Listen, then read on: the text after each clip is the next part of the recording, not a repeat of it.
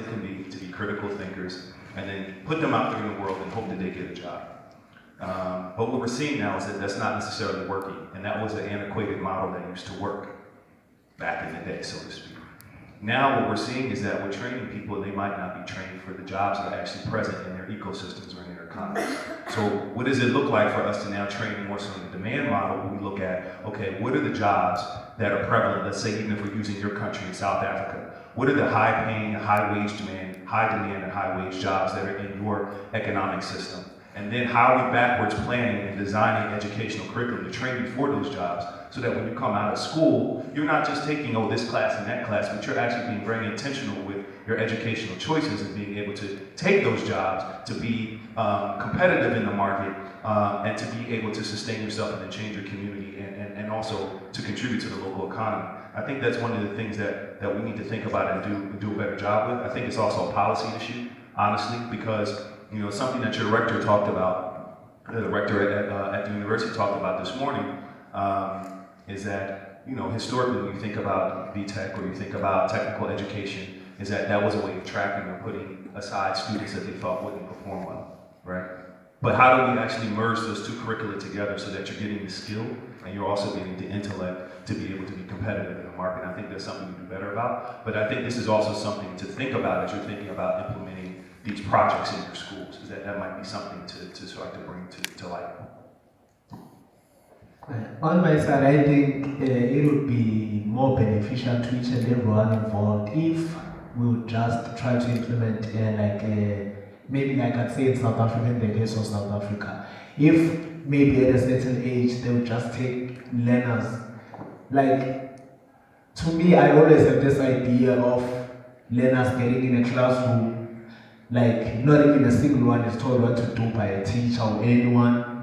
You just put them there, they do what they want. You see their strength, you see their weaknesses, you categorize them according to their capabilities. Because now, you come to me, I'm from Bizana, you come to him, he's from a certain township or an urban area. I've got a capability, but I do not know it. The teacher is not supposed to teach me of what I do not know, but the teacher is supposed to tell me what I already know, but guide me and make sure that I make perfect use of it. So now the problem with us is that I get here and I'm told to sit there and keep quiet up until I'm gonna talk only after the teacher has told me something. So the only thing I say is what the teacher has said. I make the repetition of what they have already said. I wish, like, if it were to me, I would just put learners maybe in this whole auditorium and put them here and put papers in front of them. Each and everyone is gonna draw. If one wants to draw, they're gonna draw. If one wants to sing, they're gonna sing. Do whatever it is that they want, and then after that I categorize each and everyone according to their capabilities. Again, maybe after 5 years, if they have changed from singing to something, we put them again in a class, because we know that at certain stages we wish that I want to be a doctor, but as time goes on we want to be something else. We put them again in a certain room where we're gonna see now what it is, because sometimes they might want something that's gonna be detrimental for themselves. And then what is it that you're going to perfect and you're going to be good at now? Because there's no use of teaching someone how to be a good doctor if they do not have a passion for it. It all comes with passion. If you have a passion for something, then you're going to strive towards it and make sure that you make success of it. I think that's what you should do. I agree with you. You have to find your passion. Would you like to share? I believe practicality is everything. Sometimes when you go to school, it is something that happens to, I think, every student. There's always I wouldn't say intelligent, but I'd say the overachievers, and then not necessarily the underachievers, but the students that lie more on the average line, and then the students that really struggle.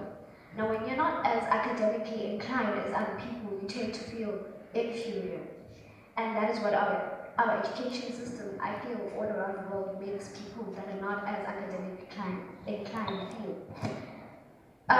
We're not told stories about Bill Gates who left university to build Microsoft. Instead, we're told that education is the key to everything. And as true as that statement is, we're not given other options when you're not as gifted in academics. For example, I cannot do maths for the love of God. I cannot. And I try because it's the only thing that at my school that I can get. And when you do math lit, it seemed like a demeaning subject, whereas it's not, but they don't offer it in my school. If they offered it, I would take it. I can't do physics, but I do love English. And I do love to write, I love to read.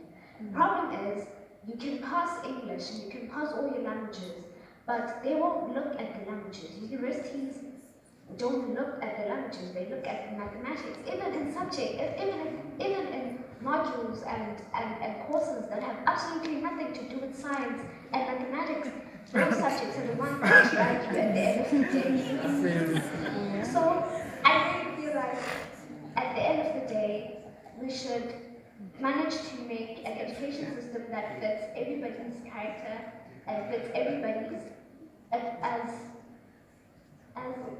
said, that fits everybody's capabilities in their own way. Hang in there with your math classes. You'll be fine. Next question.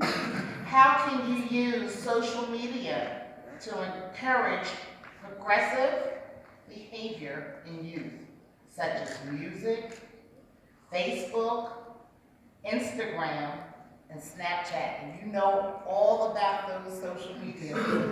Can you repeat the question? Anyone? Now I know all of you know Snapchat and Facebook, so I need an answer from someone. I think the major solution would to make because as you said it, we know all of them, we do partake in them. But when we partake there, we are happy to watch Casper Nyovest perform and all these artists. I think it would be the only thing I would do is to make education a trend. Is to make it a trend, like make it something that's gonna be fun. Not make it something that's gonna be like I have to do it. I have to go and study. While you're in your Instagram, there's just an ad there, a math ad or something. Anything that is gonna make you think while you're playing, like you're in your social network, your Instagram, and then there's an application in math. And at least it will be better now because you're not gonna be solving maths writing with a pen. You're gonna get there, try to fix a problem. At least per day in that application, you're gonna fix at least 3 problems of maths or another thing. If it does not necessarily have to do maths. But at least that will promote it, because while we're having fun, at your spare time, it's okay, I'm tired of browsing around now. You go to that application, try to solve a certain problem, or you go and do something, then you come back. I think it would make education trend, and it would make it easy for people to not go out of social media to study. It would be all in one. It would be very beneficial for everyone. My belief is that I believe that social media is just a platform of information, and what goes on it comes from all of us. So in order to increase progressive behavior, we really have to start as millennials really pushing forward that knowledge is cool about what we're doing and how to change the future. It really does have to come from us, because we're the only ones. I mean, there are some, middle-aged people using Instagram and stuff, but it's majorly us who have to change the information and change what's cool about our generation. Like, we have to really step to the front and say that, yeah, Instagram models and Kim Kardashian is cool, but so is the political process, and so is voting, and so is taking care of our future so that our kids and our generations after us have an easier go about it. Actually, I don't think the problem is quite about social media, because it's pretty much based on society. Because in society, let's say you're on Instagram, right? Or Facebook, whatever. Now let's say you're on one of those apps, right? The moment you see something like maths or something, you're completely going to disregard it, because that's what you're forced into every day. And as a person, the more you're forced onto something, the more you like it. Because every time you think about that thing, you're going to think about how much you hate it and how it's forced upon you. So I think the main problem is how we approach education as a people. Because the more we force certain subjects upon people, the more that you're not going to like them. Because I'm pretty sure that almost all of us in this room, we've hated math at some point. Now, the main thing that is is how we truly approach learning. As some of us, let's say you do go on social media, you're gonna see something interesting, like let's say physics or something, like let's say you found an atom or something, but you're gonna be interested in that, you're gonna check it out, because you wanna know something. But the difference with math is, you hate that subject. You are not even gonna wanna see it. But the moment you see it, you're gonna scroll down. Now, that all depends on how we approach the knowledge itself. That falls upon society. Because basically maths isn't actually a tangible subject after high school. Because after school, most careers don't even need math. It's only for those few like a physicist or mechanical engineering. But still, it's forced upon us. Yet we have no idea why. Mr. Anderson, I'm going to put you on the spot because I want to know how you are going to encourage social media for the program that you have. Because some children may scroll down and say, oh, I don't want to go to that. That's a different type of learning for me. But how would you encourage children or youngsters, high school, university students, to want to be a part of this type of program? Well, I think it gets back to some of the comments that were made, and in particular what Che mentioned, when she talked about messaging and learning being cool. In the United States, we have something what's called oppositional culture, right? And so this is more of a sociological term. I'm not sure if this is something that you all can resonate with here in South Africa, but basically, for so long, being smart was looked at as being white. Still is. Now, I don't know, is that the case here in the United States? And I'll repeat, being smart was looked at as being white. If you talked proper, you were trying to be white. If you came across as being educated, that was you trying to emulate white culture. And so what has happened is that as that has been perpetuated and propagated in our society, you know, you have students that, in particular in urban schools, that look like us, black students, that say, you know, well, I'm not going to talk like that because you're trying to be white, and I'm not trying to be white, right? And so this is a problem that we see in the United States in particular, whereas how do we engage students in this type of experience, this type of learning, where this is something that is fascinating, something that is cool, something that is life-changing, building cross-cultural and intercontinental relationships.